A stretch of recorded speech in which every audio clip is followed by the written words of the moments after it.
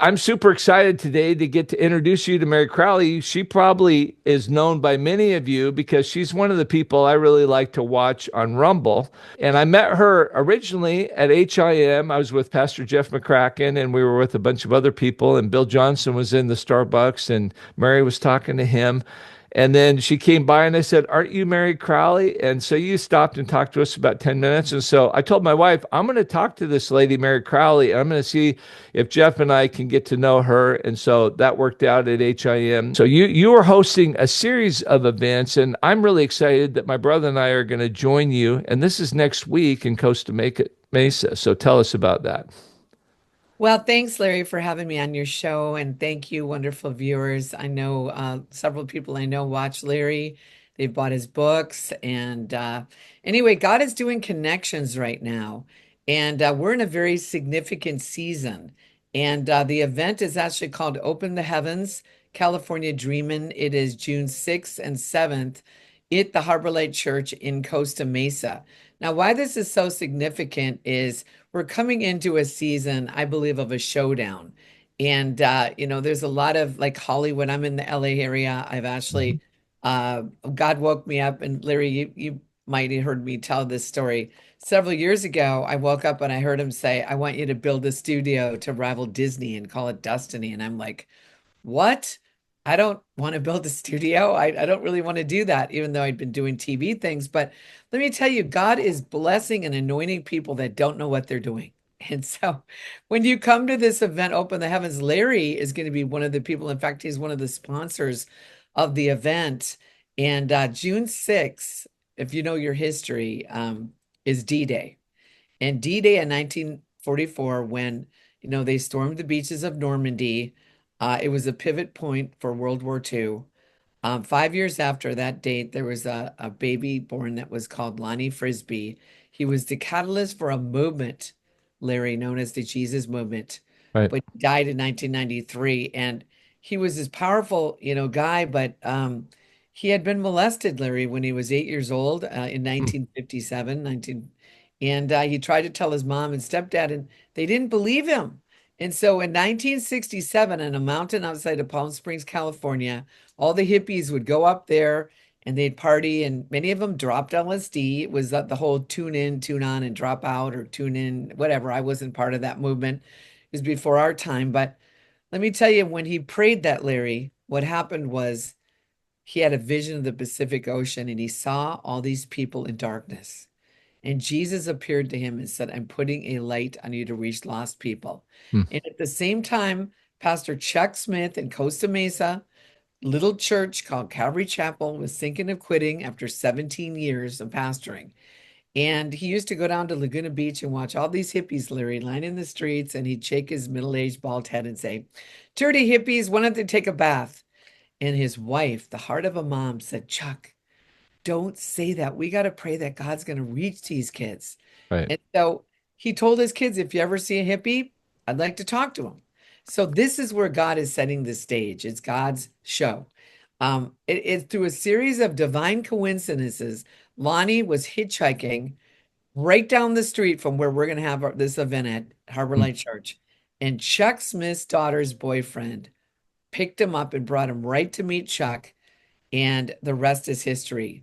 When the door opened and Chuck's own words said, there was a real honest to goodness hippie, beard, bells on the cuffs of his pants, barefoot, flower in his hair, and said, Hi, I'm Lonnie. And there was such a camaraderie. He let Lonnie and his wife Connie move in, and the rest is history. Lonnie started going down to the beach, which isn't too far from where we're going to be, and started doing, evangelizing. And eventually they started doing these mass baptisms. So the 6th in the evening, we're going to start it at 6:30. Jenny Donnelly was going to be there. I just did an interview with her yesterday. You were on that show last night, Larry.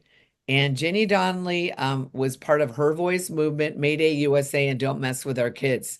Right. So So she's the leader, isn't she the leader of Don't Mess with Our Kids? And she kind of led the it, some would describe as a million woman event because there was more than that if you include online, but they had close to 400,000 women on the mall last fall, right? And I know that Yes. she's out of Portland. And so I think a lot of people have heard of her, but they may not know exactly who she is. But she's a really powerhouse. She's not very tall, but she's a powerful, She's a little influential woman. powerhouse.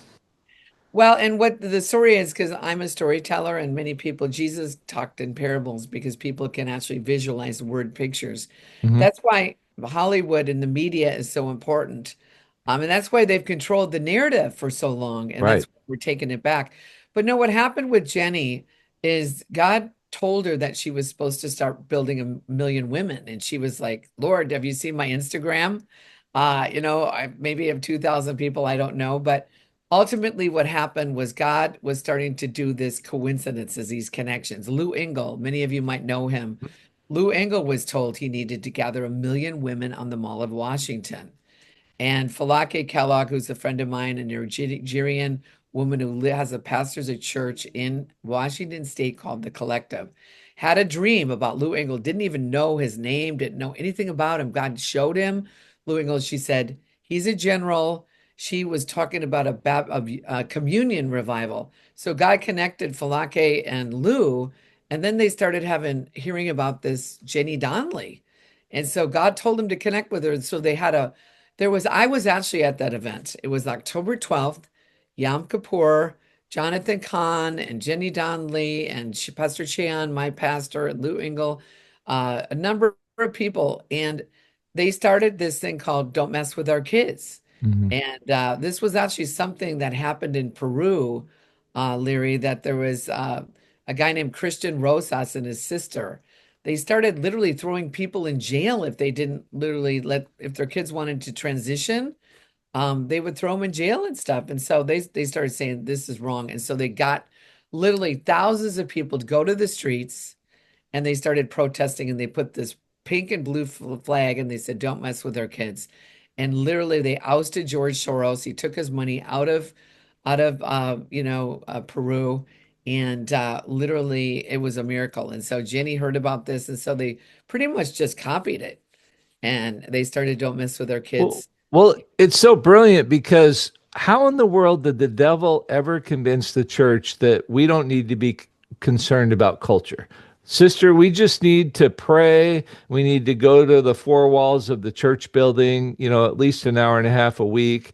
And that's all we need to do. And when we'll be saved, and we don't need to have any impact. I mean, that stuff about salt and light, that's really not relevant to the modern Western church. Yet, when people love we're attracted to the warriors who dare face the ungodly leaders that we've got through manipulated elections and different things. Like, I mean, it's amazing. I just got to go to Jordan Peterson's Peterson Academy. I got to be one of his audience, and he's just having such a huge impact on the Western world, even though his probably views of Christianity would not put him very high up in the hierarchy of the church, yet his impact against culture is tremendous. And he's really highly regarded. So I love it that God is elevating people who want to take back culture, because apostles, the original word apostle, was all concerned about culture. And I think God and the kingdom is very concerned about culture. And I love it that you're taking it um, you know, all over. So this event is coming, but you've done a number of events, right? We'll fill in at the end about more details of this event. But you've been called of God to do a number of events, and you've got another one in a few more weeks or months, don't you? Yeah, well, in 1996, I was down in, San Diego speaking. I was the keynote at a conference with about 200 women. And there was a lady up talking about a youth event they had just got done doing. And as I'm watching her, Larry, I heard the Lord speak to me and say, I need you to start reaching out to the youth again.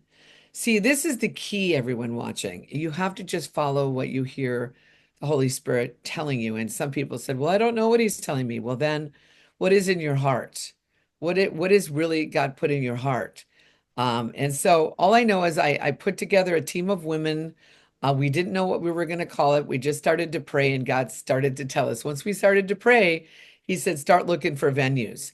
So we found this great venue, Melodyland Christian Center, and We were all excited about it. And I'm driving down Crown Valley Parkway one day, Larry.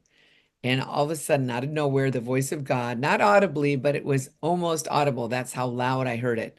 I heard him say, "There's a greater move of God coming than the Jesus movement. And I Right. want you to call your event Youth Wave." And the slogan is "Be a part of the new wave."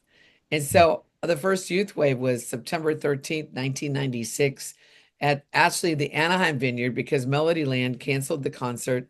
Ralph Wilkerson, God bless his heart, he's passed on now, but he didn't believe in Christian rock music. He thought it was going to be a little worship event.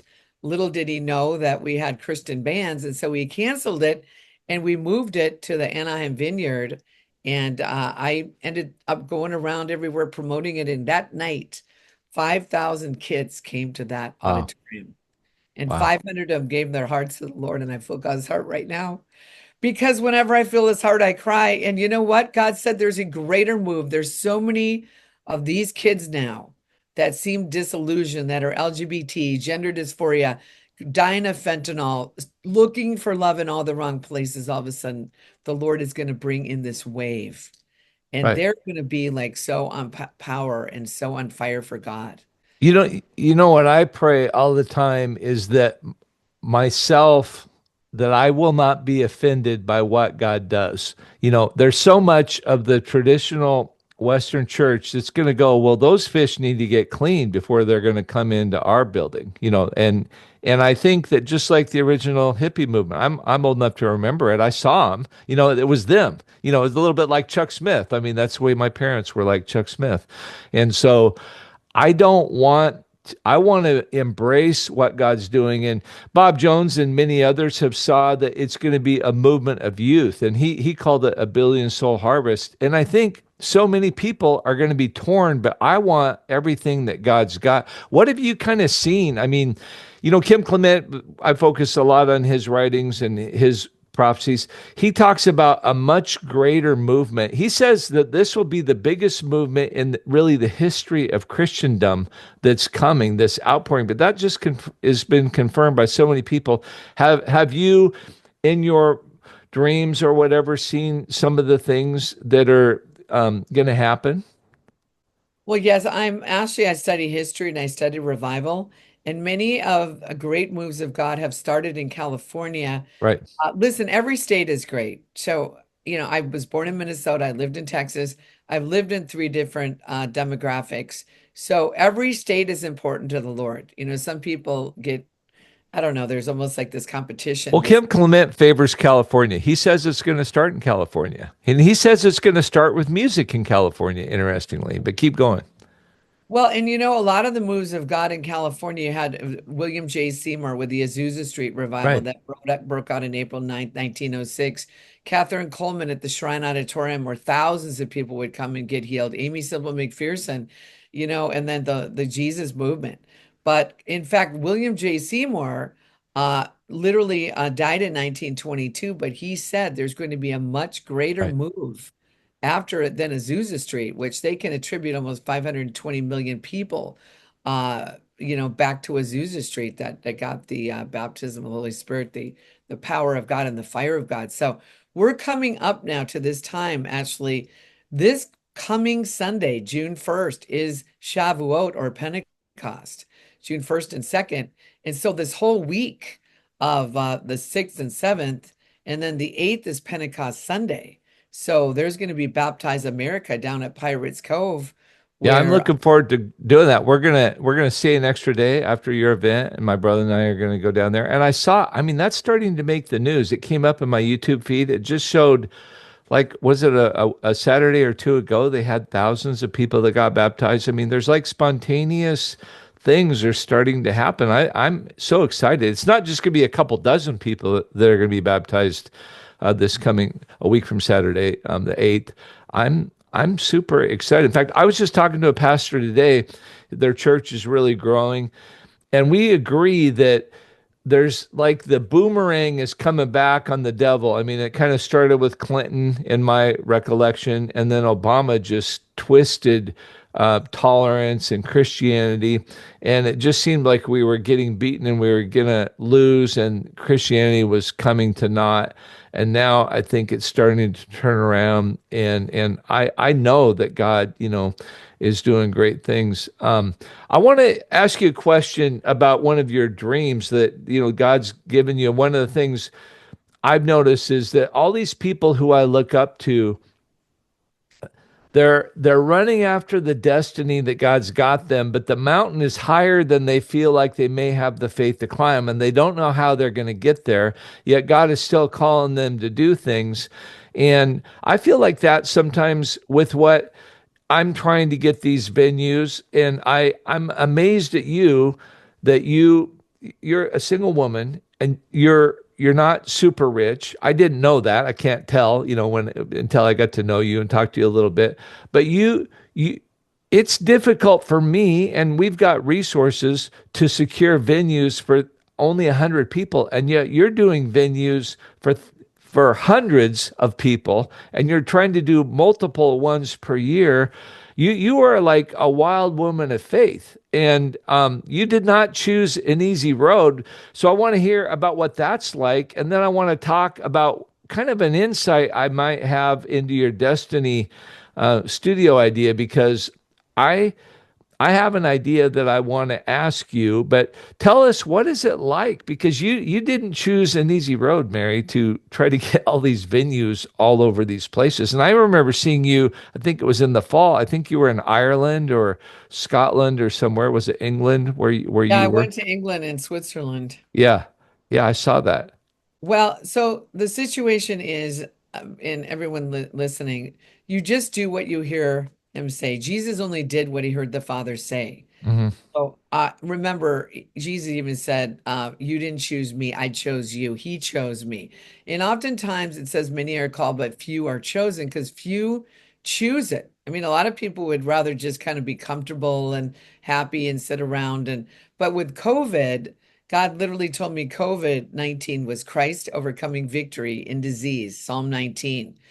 And right now, May 2nd, 2020, we were the first state that shut down. And I have a Hollywood prayer meeting. It still is going on only on Zoom now.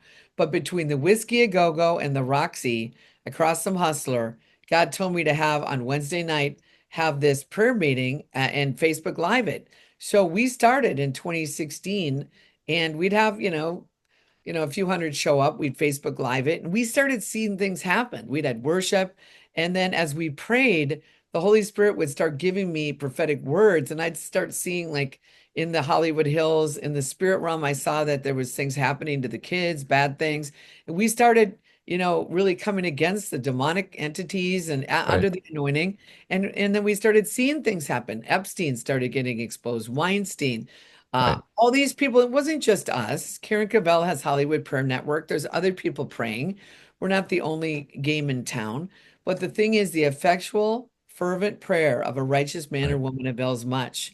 And so we started doing that. And then when the pandemic started in March of 2020, I would have never quit meeting there, but the people that own the building, not Sharon and Jonathan Nye, who had Radiance House of Prayer and Radiance Church, they would have continued to meet, but the owners of the building shut it down. So everyone went on Zoom. And so God told me that we had to have testimonies. People share their testimonies. So you came on last night, shared your story. So did Jenny Donnelly. So now a couple months in May 2nd, I wake up and I heard the voice of God say to me these words, Larry, we won't shut up until you open the heavens. Mm. And he told me to do 7 baptisms along the western seaboard of the United States, starting at Pirates Cove, where these baptisms are going to be on the 8th, Pentecost Mm. Sunday. And Gavin Newsom had closed the beaches down.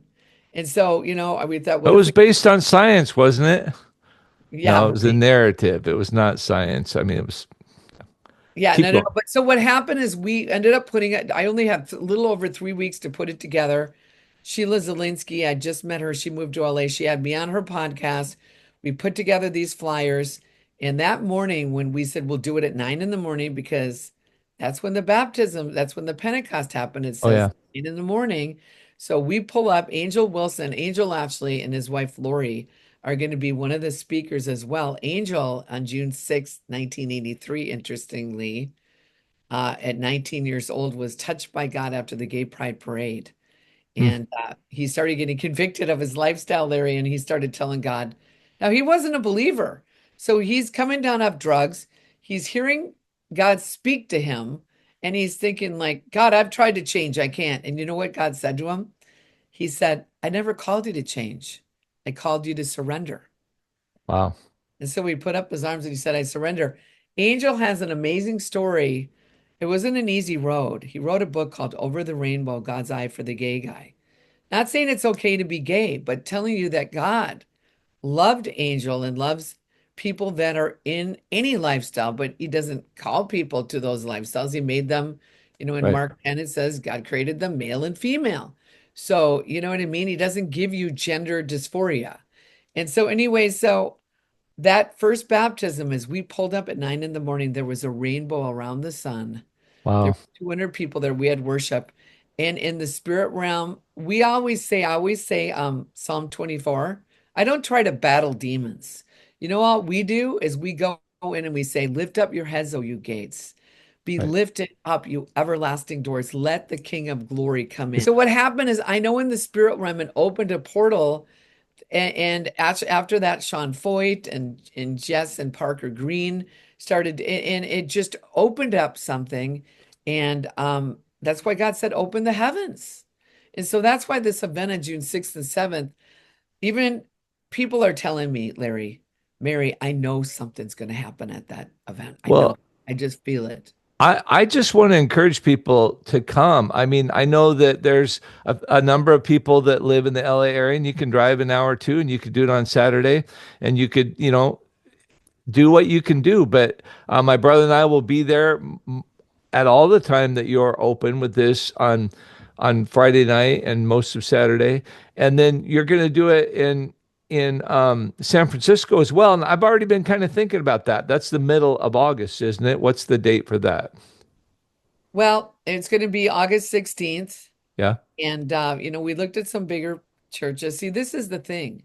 We initially had a bigger church. We were going to have Dutch Sheets come. And actually, I ran into him at the Christian Inaugural Gala on January 19th. And actually, the pastor of the church, Christina Williams, and her husband, Grady, they're very much involved with that gala. Andrea, Sheldon Lafferty, Ashley, her father, Lou Sheldon, was a very much of a person in Washington, D.C., that really was strong for the Lord, worked with a number of the senators and the congressmen, and really rallied. And he passed on. But let me tell you, she does this Christian inaugural gala. And I was talking to Dutch Sheets, and I said, Dutch, we're doing an event. And he goes, I would love to come to that. He said, I know about the LGBT. I know about the words of 100,000 LGBT Right. radicals that God's going to touch. Lou Engle and Bob Jones, a number of Kim people. Clement. Kim Clement also prophesied there's going to be a huge movement among the gays starting in San Francisco. And I think that we're right on the edge of that. And I can't wait to see what God's going to do. But Kim Clement even prophesied that the guy who fell in Colorado Springs, and I can't remember his name, but that he would actually be one of the leaders, that God would kind of resurrect him as he, comes back. So I'm super excited. I just have one other thing. The people that are on my channel have a destiny for resources, and we are very concerned and excited about the seven mountains. And you have a passion for media. You're the second person that is quoted almost exactly that said, God has told me that I'm to be involved in raising up, and I need to introduce you to this other guy. His name is Josiah, and that's all I can say about him. But he has told me that is a godly guy, that he's called of God to raise up a studio that would rival Disney. And I thought that's so fascinating that two new friends I've made in the last year both have a very similar overlap. But what I think is going to happen is I think that you have a story, and you don't need to go into great detail on it right now, but I think that you need to tell your story to a bunch of people who have extra resources that want to invest in a kingdom thing. I have no history of going to movies until the last few years. remember I went to Fireproof, and then now we go to a couple because I'm not going to go to these ungodly things. I've seen enough movies that weren't godly, and what they did not help me one bit. But now my wife and I go a couple times a year, and I'm pretty excited to think that these movie theaters need high quality films that they're trying to make money on, but we can leverage their locations for the kingdom of God as we bring great art to um, to the screen. And so you've got a passion and a dream to be a part of that too. You don't just want to own a studio; you want to bring great art to the screen, I imagine. Well, really, a studio is what the content you create. And after the Reformation, when Martin Luther tacked the 95 Theses on the door of the chapel in Wittenberg, Germany, on October 31st, it was the Great Reformation Day. I don't call it Halloween. Basically, they tried to kill him. They tried to attack Yeah, him. many times. What he went through. But you know what? It was after the Reformation came the Renaissance. I feel God's heart right now. There's a great renaissance coming, people. And Right. there's many of you that are watching that are going to be part of it. I remember in 2001, I was speaking up in LA at a Full Gospel Businessman. And I remember feeling, Larry, like I feel like this is a big meeting in heaven. It's one of the first times I felt like the stadium full of people in heaven watching. And maybe there was 100 people there. And, I was married at the time. I was married a long time, just for people to know.